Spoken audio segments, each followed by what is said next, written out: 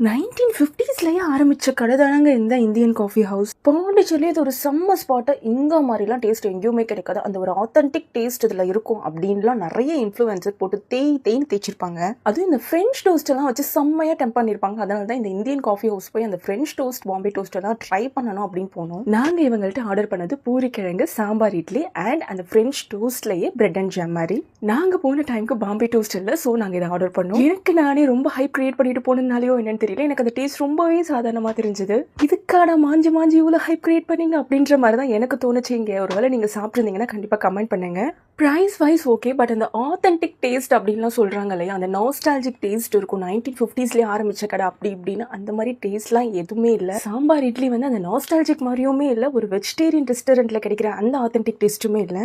But இந்த ambience ரொம்ப டிஃப்ரெண்ட்டாக இருக்கும். முன்னெல்லாம் கீழே மட்டும் தான் சர்வ் பண்ணுவாங்களா, இப்போ நிறைய க்ரௌட் வரதுனால மேலேயுமே அவங்க ஒரு பிளேஸ் அரேஞ்ச் பண்ணியிருக்காங்க. பட் இதில் கஷ்டம் யாருக்குன்னு பார்த்தீங்கன்னா அங்கே சர்வ் பண்ணுறவங்களுக்கு தான். மேலே இருக்கிறவங்க ஒவ்வொரு டிஷ்ஷுமே கேட்க சூடாக அவங்க எடுத்துகிட்டு வந்து தரணும் அப்படின்றதுக்காக ஒவ்வொரு தடவையும் அவங்க கீழே இறங்கி நாங்கள் கீழே இறங்கி போகும்போது லிட்ரலி ஒருத்தவங்க அப்படியே அந்த படிக்கட்டு மேலேயே நின்று சாஞ்சிட்டு இருந்தாங்க. லிஃப்ட் இருக்கு, பட் அதை கஸ்டமர்ஸே அதிகமாக யூஸ் பண்ணிட்டு இருக்கிறதுனால இவங்களால யூஸ் பண்ண முடியல போல. ஸோ அங்கே போனீங்கன்னா நீங்கள் 2 விஷயம் பண்ணலாம். லிஃப்ட்ல அவங்களுக்கு கொஞ்சம் ஸ்பேஸ் தரலாம். இன்னொன்று, உங்களால் முடிஞ்சது ஏதோ ஒரு டிப்ஸ் மாதிரி என்ன வச்சுக்கோங்க அப்படின்னு லாஸ்ட்டாக கொடுத்துட்டு வந்தீங்கன்னா அவங்க ரொம்ப ஹாப்பியாக ஃபீல் பண்ணுவாங்க. இங்கே